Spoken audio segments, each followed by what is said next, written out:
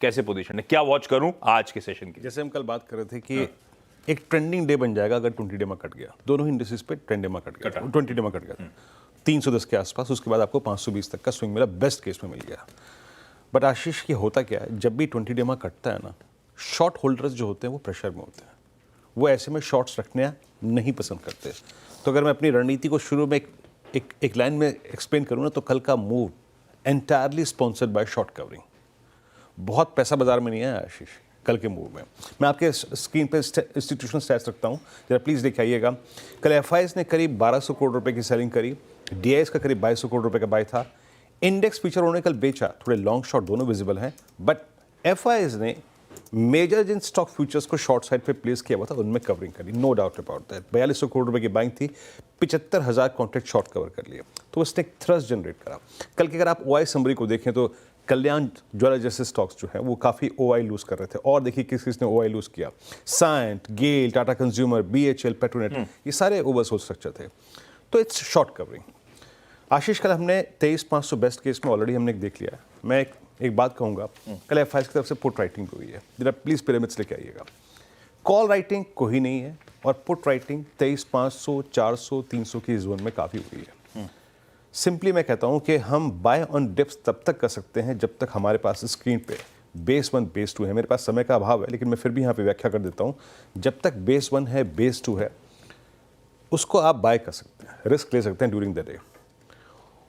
But अगर किसी भी सर्कमस्टेंसेस में बेस 2 टूटता है, यानी 23,181, 23,200 का जोन, देन लॉन्ग्स के साथ ट्रेवल करने का मतलब ही नहीं है।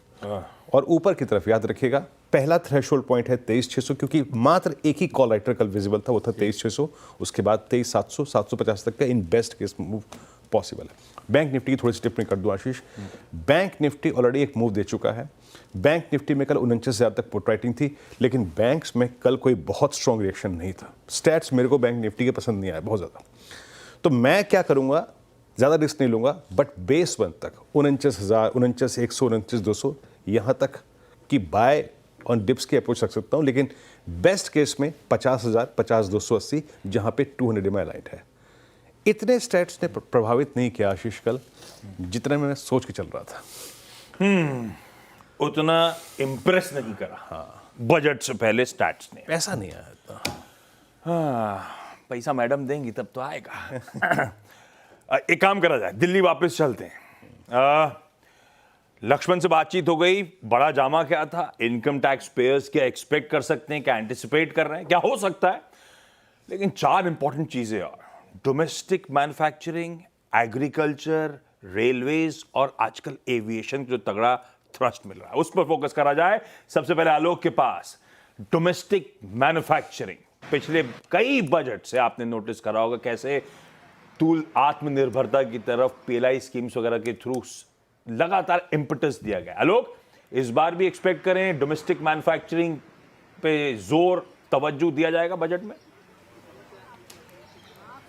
बिल्कुल बिल्कुल, डोमेस्टिक मैन्युफैक्चरिंग पर तवज्जो रहेगी। और सबसे पहले मैं बता दूं कि जो एक प्रयाग में महाकुंभ चल रहा है, और दूसरा जो आज बजट का महाकुंभ हो रहा है, और जिसमें सारे सेक्टर यानी सारे अखाड़े डुबकी लगाना चाहते हैं और राहत की उम्मीद करना चाहते हैं, उस त्रिवेणी की गंगोत्री यहीं से निकलती है। और जिस तरह से प्रधानमंत्री ने कहा था कि लक्ष्मी की कृपा होगी, तो माता सरस्वती अगर वित्त मंत्री की जुबान पर बैठेंगी तो जरूर कृपा होगी। और इसीलिए बता रहा हूं कि वित्त मंत्री के निवास पर मैं खड़ा हूं यहां पर। और सबसे बड़ी बात है कि जो आप मैन्युफैक्चरिंग की बात कर रहे थे, मैन्युफैक्चरिंग के मोर्चे पर बड़ी राहत की उम्मीद इस तरह से लगाई जा सकती है कि इंपोर्ट ड्यूटीज हैं, वहां पर बड़े फेरबदल की उम्मीद है। और खासतौर से 100 से ज्यादा आइटम्स हैं जिसमें इंपोर्ट ड्यूटी बदलाव करके जो मैन्युफैक्चरर्स हैं उनको बड़ी रिलीफ दी जाएगी। इसके अलावा जो एक्सपोर्टर्स हैं उनको भी रिलीफ मिलेगी। एक्सपोर्ट जो इंटरेस्ट इक्वलाइजेशन स्कीम है उसको बढ़ाया जा सकता है। और खासतौर से मैन्युफैक्चरिंग स्टार्टअप्स हैं उस पर ज्यादा जोर रहेगा, उनको ज्यादा तवज्जो दी जाएगी। और उनके लिए dedicated funding alternative investment fund के जरिए मुहैया कराई जा सकती है। और साथ ही साथ एफडीआई के नियमों में भी ढील दिया जा सकता है, ताकि उन्हें सीधे तौर पर जो सॉवरेन फंड्स होते हैं विदेशों से, उनसे डायरेक्ट उनसे फंडिंग मिल सके। तो इस तरह की रिलीफ की उम्मीद मैन्युफैक्चरिंग सेक्टर को बड़े पैमाने पर इस बार है। और उम्मीद की जा रही है कि मैन्युफैक्चरिंग को सरकार बढ़ावा देने के लिए कुछ बड़ी घोषणा कर सकती है। चलिए देखते हैं क्या क्या निकल कर आता है।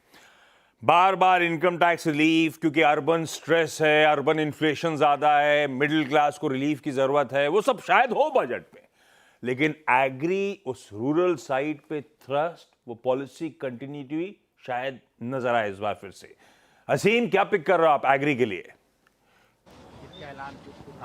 देखिए, एग्री के लिए अगर मैं बात करूं, जब से मोदी सरकार आई है तब से लगातार एग्रीकल्चर सेक्टर के लिए फैसले ले रही है।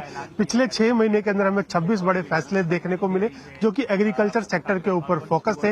एग्रीकल्चर सेक्टर की ग्रोथ करीबन 5% के दर से बढ़ रही है, कल इकोनॉमिक सर्वे ने बताया, तो उसके ऊपर फोकस हमको और देखने के लिए मिल सकता है। जो कृषि इंफ्रास्ट्रक्चर है उसको बढ़ाने के ऊपर जोर दिया जा सकता है। जो इकोनॉमिक सर्वे है वो भी ये भी कह रहा है कि आप लोगों को क्रॉप रिसाइलेंट क्रॉप और क्रॉप डाइवर्सिफिकेशन के ऊपर फोकस करने की जरूरत है, तो उसके बड़े स्टेप्स आपको इस बजट के अंदर आते हुए दिखाई दे सकते हैं वित्त मंत्री की तरफ से। देखते हैं भाई साहब, एग्री बहुत इंपॉर्टेंट, और ग्लोबल अनसर्टेन एनवायरनमेंट के बीच में तो एग्री की इंपॉर्टेंस और बढ़ जाती है। दिल्ली के विजय चौक से रोहन इस समय मौजूद है। रोहन बहुत पैनी नजर रखते हैं एविएशन पे और दीपाली रखती हैं रेलवेज पे, तो पहले रोहन के पास एविएशन रिलेटेड। रोहन, क्या पिक कर रहे हो आप? जी, इस बार बजट में एक बड़ा फोकस आप एयरपोर्ट इंफ्रास्ट्रक्चर और ड्रोन सेक्टर पे देख सकते हैं। ड्रोन सेक्टर के लिए एक पीएलआई स्कीम के अगले चरण की घोषणा की जा सकती है। करीब 3 साल के लिए स्कीम होगा। इस बार जो फोकस होगा वो ड्रोन कंपोनेंट बनाने पे होगा। करीब 3 साल में 1000 करोड़ की स्कीम की घोषणा सरकार कर सकती है।